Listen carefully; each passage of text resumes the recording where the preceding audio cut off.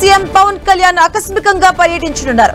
Kakinada port తో పాటు పలు చోట్ల ఆకస్మిక తనిఖీలు చేసే అవకాశం ఉన్నట్లుగా తెలుస్తోంది. ఎమ్మెల్సీ ఎన్నికల కోడ్ అమల్లో ఉండటంతో సమీక్షలకు దూరంగా ఉన్నారు పవన్. ఇక 2 రోజుల క్రితం కాకినాడ పోర్టులో అక్రమ రేషన్ బియ్యం పట్టుకున్నారు కలెక్టర్, సివిల్ సప్లై అధికారులు.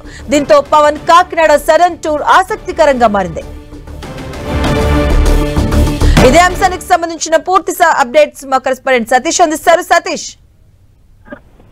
మాధవి, నేడు కాకినాడ జిల్లా కాకినాడ పోర్టు పరిసర ప్రాంతంలో ఆంధ్రప్రదేశ్ డిప్యూటీ సీఎం పవన్ కళ్యాణ్ పర్యటన ఆకస్మికంగా ఖరారు చేశారు. అయితే గత 2 రోజుల నుంచి కూడా పోర్టు పరిసర ప్రాంతంలో పీడిఎస్ రైస్ పై అధికారులు, అటు సివిల్ సప్లై చైర్మన్ కూడా అయితే దీనికి సంబంధించి తనిఖీలు నిర్వహించి పీడిఎస్ రైస్ ను భారీగా కూడా సీజ్ చేసిన నేపథ్యంలో ఈ రోజు డిప్యూటీ సీఎం పవన్ కళ్యాణ్ పర్యటన అత్యంత ఆసక్తికరంగా కూడా మారిందని చెప్పొచ్చు. అయితే మరి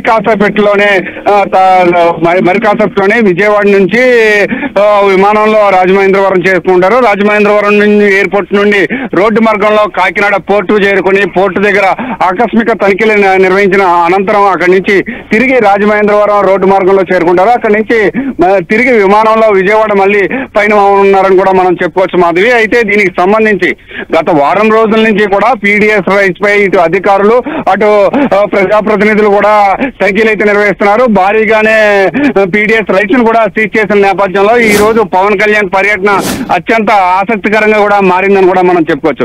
ఏదేమైనప్పటికీ కూడా మరి కాసేపట్లో డిప్యూటీ సీఎం పవన్ కళ్యాణ్ బయలుదేరనున్నారని కూడా మనం చెప్పుకోవచ్చు.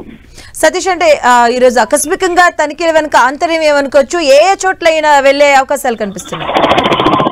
అంటే కాకినాడ పోర్ట్ పరిసర ప్రాంతంలో పలు రైస్ మిల్లులు, గోడౌన్స్ తో పాటు కాకినాడ పరిశీలించనున్నారు. అయితే కూటమి ప్రభుత్వం అధికారంలోకి వచ్చినప్పటి నుంచి కూడా అక్రమ రైస్ వ్యాపారాన్ని అంతా కూడా నియంత్రణ చేసేందుకు ప్రత్యేకమైన టీములు కూడా నిర్వహించారు. అందులో భాగంగానే గత 2 రోజుల క్రితం కాకినాడ పోర్టు సముద్రం మధ్యలో ఒక షిప్ లోడింగ్ అవుతున్న షిప్ ను కూడా జిల్లా కలెక్టర్ ప్రత్యేక బృందాలుగా వెళ్లి అయితే తనిఖీలు చేశారు. దాంట్లో పీడిఎస్ రైస్ ను కూడా గుర్తించినట్లయితే తెలుస్తుంది మాధవి. దానికి సంబంధించి సీజ్ కూడా బియ్యాన్ని సీజ్ కూడా చేశారు. అందులో భాగంగానే పూర్తి స్థాయిలో కాకినాడ పోర్టు పరిసర ప్రాంతంలో ఉన్న రైస్ మిల్లులు, గోడౌన్స్ ను కూడా తనిఖీలు చేసే అవకాశం కూడా ఉంది. అయితే ఏ ప్రాంతాల్లో తనిఖీలు చేస్తారనే అంశం మాత్రం గోప్యంగా అధికారులు అయితే మాత్రం ఉంచారు. పవన్ కళ్యాణ్ వచ్చిన తర్వాత ఎక్కడెక్కడికి వెళ్తారు, ఏ అంశాలపై, ఏ గోడౌన్స్ లో తనిఖీలు చేస్తారనేది మాత్రం ఎదురు చూడాల్సిన పరిస్థితి కూడా నెలకొందని కూడా మనం చెప్పుకోవచ్చు. అయితే